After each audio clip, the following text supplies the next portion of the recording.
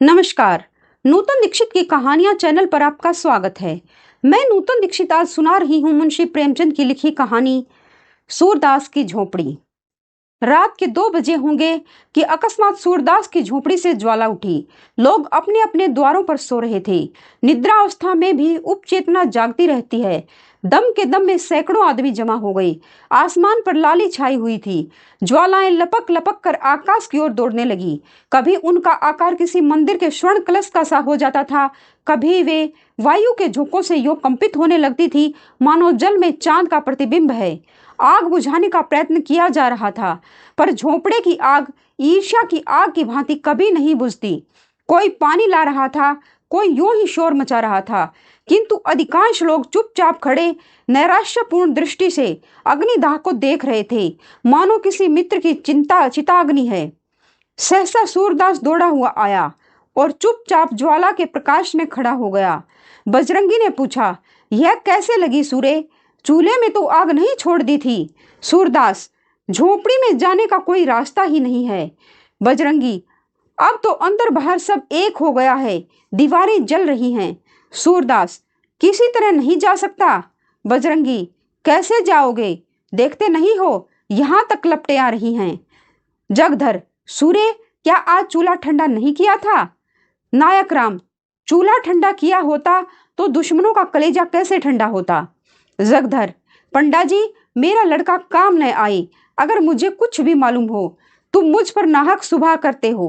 नायक राम, मैं जानता हूं जिसने लगाई है, बिगाड़ न दूं तो कहना। ठाकुर दिन, तुम क्या बिगाड़ोगे? भगवान आप ही बिगाड़ देंगे। इसी तरह जब मेरे घर में चोरी हुई थी तो सब स्वाहा हो गया। जगधर, जिसके मन में इतनी खुटाई हो, भगवान उसका सत्यानाश कर दे। सूरदास, अब तो लपट नहीं आती। बजरंगी, हाँ, फूस जल गया, अब धरन जल रही है। सूरदास, अब तो अंदर जा सकता हूँ। नायक राम, अंदर तो जा सकते हो पर बाहर नहीं निकल सकते। अब चलो आराम से सो रहो जी। होना था जो हो गया, पछताने से क्या होगा। सूरदास, हाँ, सो रहूंगा, जल्दी क्या है। थोड़ी देर में रही सही आग भी बुझ गई। कुशल यह हुई कि और किसी के घर में आग न लगी। सब लोग इस दुर्घटना पर आलोचनाएं करते हुए विदा हुए। सन्नाटा छा गया, किंतु सूरदास अब भी वहीं बैठा हुआ था। उसी झोंपड़े के जल जाने का दुख न था, बर्तन आदि के जल जाने का भी दुख न था। दुख था उस पोटली का, जो उसकी उम्र भर की कमाई थी, जो उसके जीवन की सारी आशाओं का आधार थी, जो उसकी सारी यातनाओं और रचनाओं का निष्कर्ष थी। इस छोटी सी पोटली में उसका, उसके पितरों का और उसके नाम लेवा का उद्धार संचित था। यही उसके लोक और परलोक, उसकी दीन दुनिया का आशा दीपक थी। उसने सोचा, पोटली के साथ थोड़े रुपए ही जल गए होंगे, अगर रुपए पिघल भी गए होंगे तो चांदी कहाँ जाएगी। क्या जानता था कि आज यह विपत्ति आने वाली है। नहीं तो यही न सोता। पहले तो कोई झोपड़ी के पास आता ही न था। अगर आग लगाता भी तो पोटली को पहले ही निकाल लेता।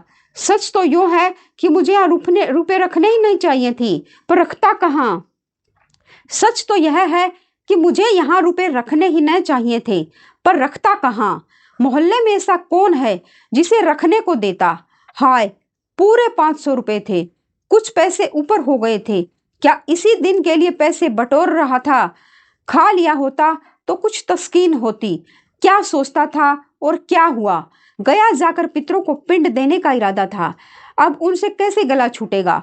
सोचता था कहीं मिठुआ की सगाई ठहर जाए तो कर डालूं, बहू घर में आ जाए तो एक रोटी खाने को मिले। अपने हाथों ठोक ठोक कर खाते एक जुग बीत गया। बड़ी भूल हुई। चाहिए था कि जैसे जैसे रुपए हाथ में आते एक एक काम पूरा करता जाता। बहुत पांव फैलाने का यही फल है। उस समय तक राख ठंडी हो चुकी थी। सूरदास अटकल से द्वार की ओर झोपड़ी में घुसा, पर 2-3 पग के बाद एकाएक पांव भूबल में पड़ गया। ऊपर राख थी लेकिन नीचे आग। तुरंत पांव खींच लिया और अपनी लकड़ी से राख को उल्टने पलटने लगा, जिससे नीचे की आग भी जल्दी राख हो जाए। आधे घंटे में उसने सारी राख नीचे से ऊपर कर दी और तब फिर डरते डरते राख में पैर रखा।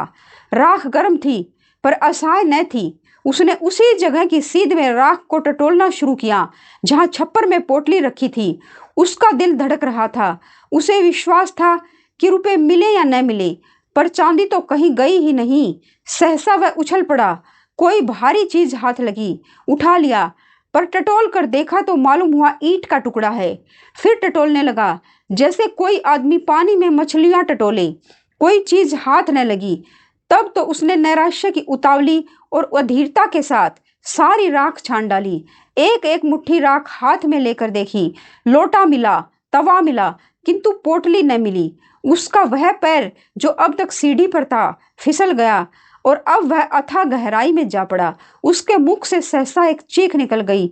वह वहीं राख पर बैठ गया और बिलख बिलख कर रोने लगा।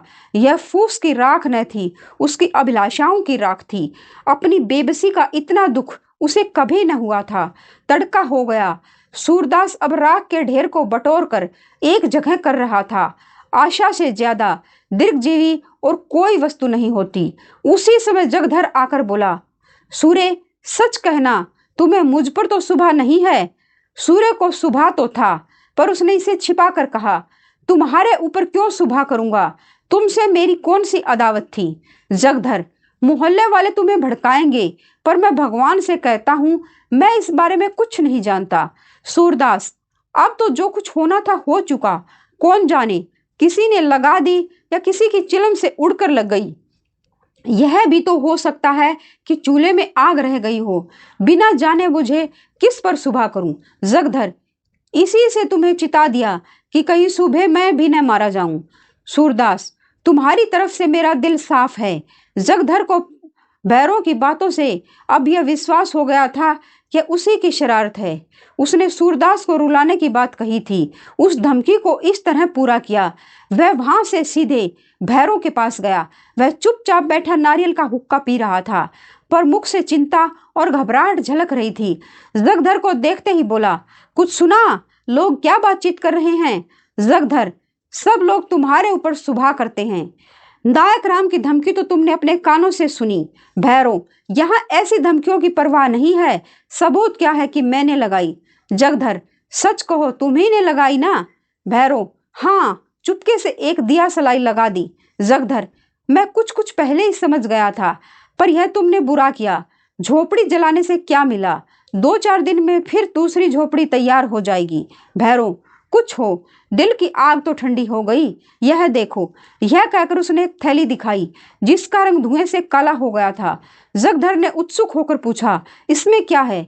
अरे, इसमें तो रुपए भरे हुए हैं। भैरों, यह सुभागी को बहका ले जाने का जरिमाना है। जगधर, सच बचाओ, ये रुपए कहाँ से मिले? भैरों, उसी झोपड़ी में बड़े जतन से धरन की आड़ में रखे हुए थे। पाजी रोज राहगीरों को ठग ठग कर पैसे लाता था, इसी थैली में रखता था। मैंने गिने हैं, 500 से ऊपर हैं। न जाने कैसे इतना रुपया जमा हो गया। बच्चों को इन्हीं रुपयों की गर्मी थी, अब गर्मी निकल गई। अब देखूं किस बल पर उछलते हैं। बिरादरी को भोज भात देने का सामान हो गया, नहीं तो इस वक्त रुपए कहाँ मिलते। आजकल तो देखते ही हो, बल्लम बटेरों के मारे बिक्री कितनी मंदी है। जगधर, मेरी तो सलाह है कि रुपए उसे लौटा दो। बड़ी मशक्कत की कमाई है, हजम न होगी। जगधर दिल का खोटा आदमी नहीं था, पर इस समय उसने यह सलाह उसे नेक नीति से नहीं, हसद से दी थी। उसे यह असहाय था कि भैरों के हाथ इतने रुपए लग जाएं। भैरों आधे रुपए उसे देता तो शायद उसे तस्कीन हो जाती, पर भैरों से यह आशा न की जा सकती थी। बेपरवाही से बोला, मुझे अच्छी तरह हजम हो जाएगी। हाथ में आए हुए रुपयों को नहीं लौटा सकता। उसने तो भीख मांगकर ही जमा किए हैं, गेहूं तो नहीं तोला था। जगधर, पुलिस सब खा जाएगी। भैरों, सूर्य पुलिस में न जाएगा, रोध होकर चुप हो जाएगा। जगधर, गरीब की हाय बड़ी जानलेवा होती है। भैरों, वह गरीब है? अंधा होने से ही गरीब हो गया क्या? जो आदमी दूसरों की औरतों पर डोरे डाले, जिसके पास सैकड़ों रुपए जमा हो, जो दूसरों को रुपए उधार देता हो, वह गरीब है? गरीब जो कहो तो हम तुम हैं। घर में ढूंढ आओ, एक पूरा रुपया न निकलेगा। ऐसे पापियों को गरीब नहीं कहते। अब भी मेरे दिल का कांटा नहीं निकला। जब तक उसे रोते न देखूंगा यह कांटा न निकलेगा। जिसने मेरी आबरू बिगाड़ दी, उसके साथ जो चाहे करूं, मुझे पाप नहीं लग सकता। जगधर का मन आज खोचा लेकर गलियों को चक्कर लगाने में न लगा। छाती पर सांप लौट रहे थे। इसे दम के दम में इतने रुपए मिल गए, अब मौज उड़ाएगा। तकदीर इस तरह खुलती है। यहाँ कभी पड़ा हुआ पैसा भी न मिला। पाप पुण्य की कोई बात नहीं, मैं ही कौन दिन भर पुण्य किया करता हूँ। दमड़ी छदाम कोड़ियों के लिए टेनी मारता हूँ, बाट खोटे रखता हूँ, तेल की मिठाई को घी की कहकर बेचता हूँ, ईमान गंवाने पर भी कुछ नहीं लगता। जानता हूँ यह काम बुरा है, पर बाल बच्चों को पालना भी तो जरूरी है। इसने ईमान खोया तो कुछ लेकर खोया, गुनाह बेलज्जत नहीं रहा। अब 2-3 दुकानों का और ठेका ले लेगा। ऐसा ही कोई माल मेरे हाथ भी पड़ जाता तो जिंदगानी सफल हो जाती। जगधर के मन में ईर्ष्या का अंकुर जमा। वह बहरों के घर से लौटा तो देखा कि सूरदास राख को बटोर कर उसे आटे की भांति गूंथ रहा है। सारा शरीर भस्म से ढका हुआ है, पसीने की धारें निकल रही हैं। बोला, सूर्य क्या ढूंढते हो? सूरदास, कुछ नहीं, या रखा ही क्या था, यही लोटा तवा देख रहा था। जगधर, और वह थैली किसकी है जो भैरों के पास है? सूरदास चौंका, क्या इसीलिए भैरों आया था? जरूर यही बात है। घर में आग लगाने के पहले रुपए निकाल लिए होंगे, लेकिन अंधे भिखारी के लिए दरिद्रता इतनी लज्जा की बात नहीं है जितना धन। सूरदास जगधर से अपनी आर्थिक हानि को गुप्त रखना चाहता था। वह गया जाकर पिंडदान करना चाहता था, मिठुआ का ब्याह करना चाहता था, कुआं बनवाना चाहता था, किंतु इस ढंग से कि लोगों को आश्चर्य हो कि उसके पास रुपए कहाँ से आई। लोग यही समझें कि भगवान दिन जनों की सहायता करते हैं। भिखारियों के लिए धन संचय पाप संचय से कम अपमान की बात नहीं है। बोला, मेरे पास थैली वैली कहाँ होगी किसी की? थैली होती तो भीख मांगता क्या? जगधर, मुझसे उड़ते हो। भैरव मुझसे स्वयं कह रहा था कि झोपड़ी में धरन के ऊपर यह थैली मिली, 500 रुपए से कुछ बेसी हैं। सूरदास, वह तुमसे हंसी करता होगा। 5.5 रुपए तो कभी जुड़े ही नहीं, 550 कहाँ से आते? इतने में सुभागी वहां आ पहुंची। रात भर मंदिर के पिछवाड़े अमरूद के बाग में छिपी बैठी थी। वह जानती थी आग भैरव ने लगाई है। भैरव ने उस पर जो कलंक लगाया था उसकी उसे विशेष चिंता न थी, क्योंकि वह जानती थी किसी को इस पर विश्वास न आएगा। लेकिन मेरे कारण सूरदास का यो सर्वनाश हो जाए, इसका उसे बड़ा दुख था। वह इस समय उसको तस्कीन देने आई थी। जगधर को वहां खड़े देखा तो झिझकी, भय हुआ कहीं यह मुझे पकड़ न ले। जगधर को वह भैरव ही का दूसरा अवतार समझती थी। उसने प्रण कर लिया था कि अब भैरव के घर न जाऊंगी, अलग रहूंगी और मेहनत मजदूरी करके जीवन का निर्वाह करूंगी। यहाँ कौन लड़के रो रहे हैं, एक मेरा ही पेट उसे भारी है न। अब अकेले ठोके और खाएं और बुढ़िया के चरण धो धोकर पिए। मुझसे तो यह नहीं हो सकता। इतने दिन हुए इसने कभी अपने मन से धेले का सिंदूर भी न दिया, तो मैं क्यों उसके लिए मरूं? वह पीछे लौटना ही चाहती थी कि जगधर ने पुकारा, सुभागी कहाँ जाती है? देखिए अपने खसम की करतूत। बेचारे सूरदास को कहीं का न रखा। सुभागी ने समझा मुझे झांसा दे रहा है, मेरे पेट की थाह लेने के लिए जाल फेंका है। व्यंग्य से बोली, उसके गुरु तो तुम ही हो, तुम्ही ने मंत्र दिया होगा। जगधर, हाँ यही मेरा काम है। चोरी डाका न सिखाऊं तो रोटियां क्यों कर चलें? जब तक समझता था भला आदमी है, साथ बैठता था, हंसता बोलता था, लेकिन आज से कभी उसके पास बैठते देखा तो कान पकड़ लेना। जो आदमी दूसरों के घर में आग लगाए, गरीबों के रुपए चुरा ले, वह अगर मेरा बेटा भी हो तो उसकी सूरत न देखूं। सूरदास ने न जाने कितने जतन से 500 रुपए बटोरे थे, वह सब उड़ा ले गया। कहता हूं लौटा दो तो लड़ने पर तैयार होता है। सूरदास, फिर वही रट लगाए जाते हो। कह दिया कि मेरे पास रुपए नहीं थे, कहीं और जगह से मार लाया होगा। मेरे पास 500 रुपए होते तो चैन की बंसी न बजाता, दूसरों के सामने हाथ क्यों पसारता। जगधर, सूर्य, अगर तुम भरी गंगा में कहो कि मेरे रुपए नहीं हैं तो भी मैं न मानूंगा। मैंने अपनी आंखों से वह थैली देखी है। भैरव ने अपने मुंह से कहा कि यह थैली झोपड़े में धरन के ऊपर मिली। तुम्हारी बात कैसे मान लूं? सुभागी, तुमने थैली देखी है? जगधर, हाँ देखी, नहीं तो क्या झूठ बोल रहा हूं? सुभागी, सूरदास सच सच बता दो, रुपए तुम्हारे हैं? सूरदास, पागल हो गई है क्या, इनकी बातों में आ जाती है। भला मेरे पास रुपए कहाँ से आते? जगधर, इनसे पूछिए, रुपए न थे तो इस घड़ी राख बटोर कर क्या ढूंढ रहे थे? सुभागी ने सूरदास के चेहरे की तरफ अन्वेषण की दृष्टि से देखा। उसकी उस बीमार की सी दशा थी जो अपने प्रियजनों की तस्कीन के लिए अपनी असह्य वेदना को छिपाने का असफल प्रयत्न कर रहा था। जगधर के निकट आकर बोली, रुपए जरूर थे, इसका चेहरा कहे देता है। जगधर, मैंने थैली अपनी आंखों से देखी है। सुभागी, अब चाहे वह मुझे मारे या निकाले, पर रहूंगी उसी के घर में। कहाँ कहाँ थैली को छिपाएगा, कभी तो मेरे हाथ लगेगी। मेरी ही कारण इस पर यह विपत्ति पड़ी है, मैंने ही उजाड़ा है, मैं ही बसाऊंगी। जब तक इसके रुपए दिलाए न दूंगी मुझे चैन न आएगी। यह कहकर वह सूरदास से बोली, तो अब रहोगे कहाँ? सूरदास ने यह बात न सुनी। वह सोच रहा था, रुपए मैंने ही तो कमाए थे, क्या फिर नहीं कमा सकता?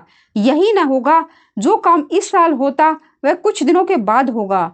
मेरे रुपए थे, शायद उस जन्म में मैंने भैरों के रुपए चुराए होंगे, यह उसी का दंड मिला है। मगर बेचारी सुभागी का अब क्या हाल होगा? भैरों उसे अपने घर में कभी न रखेगा, बेचारी कहाँ कहाँ मारी फिरेगी। यह कलंक भी मेरे सिर लगना था, कहीं का न हुआ। धन गया, घर गया, आबरू गई, जमीन बच रही है, यह भी न जाने जाएगी या बचेगी। अंधापन हो क्या थोड़ी विपत्ति है कि नित नए एक एक चपत आ पड़ती है। जिसको जो जी में आता है चार खरी खोटी सुना देता है। इस दुखद जनक विचारों से मर्माहत सा होकर वह रोने लगा। सुभागी जगधर के साथ भैरव के घर की ओर चली जा रही थी। यहाँ सूरदास अकेला बैठा हुआ रो रहा था। सहसा वह चौंक पड़ा, किसी और से आवाज आई, तुम खेल में रोते हो? मिठुआ घीसू के घर से रोता चला जाता था, शायद घीसू ने मारा था, इस पर घीसू उसे चिढ़ा रहा था। खेल में रोते हो?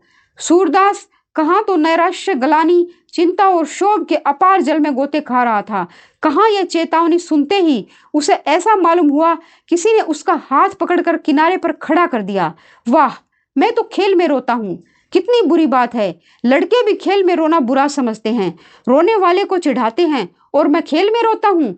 सच्चे खिलाड़ी कभी रोते नहीं, बाजी पर बाजी हारते हैं, चोट पर चोट खाते हैं, धक्के पर धक्के सहते हैं, पर मैदान में डटे रहते हैं। उनकी त्योरियों पर बल नहीं पड़ते, हिम्मत उनका साथ नहीं छोड़ती, दिल पर मालिन्य के छींटे भी नहीं आते, न किसी से जलते हैं न चिढ़ते हैं। खेल में रोना कैसा? खेल हंसने के लिए है, दिल बहलाने के लिए है, रोने के लिए नहीं। सूरदास उठ खड़ा हुआ और विजय की तरंग में राख के ढेर को दोनों हाथों से उड़ाने लगा। आवेग में हम उद्दिष्ट स्थान से आगे निकल जाते हैं। वह संयम कहाँ है जो शत्रु पर विजय पाने के बाद तलवार को म्यान में कर लें। एक क्षण में मिठुआ, घीसू और मोहल्ले के 20 लड़के आकर इस भस्म स्तूप के चारों ओर जमा हो गए और मारे प्रश्नों के सूरदास को परेशान कर दिया। उसे राख फेंकते देखकर सबों का खेल हाथ आया। राख की वर्षा होने लगी, दम के दम में सारी राख बिखर गई, भूमि पर केवल काला निशान रह गया। मिठुआ ने पूछा, दादा अब हम कहाँ रहेंगे? सूरदास, दूसरा घर बनाएंगे। मिठुआ, और कोई फिर आग लगा दे तो? सूरदास, तो हम फिर बनाएंगे। मिठुआ, और फिर लगा दे तो? सूरदास, तो हम फिर बनाएंगे। मिठुआ, और कोई 1000 बार लगा दे? सूरदास, तो हम 1000 बार बनाएंगे। बालकों की संख्याओं में विशेष रुचि होती है। मिठुआ ने फिर पूछा, और जो कोई 100 लाख बार लगा दे? सूरदास ने उसकी बालोचित सरलता से उत्तर दिया, तो हम 100 लाख बार बनाएंगे बेटा। आप सुन रहे थे मुंशी प्रेमचंद की लिखी कहानी सूरदास की झोपड़ी।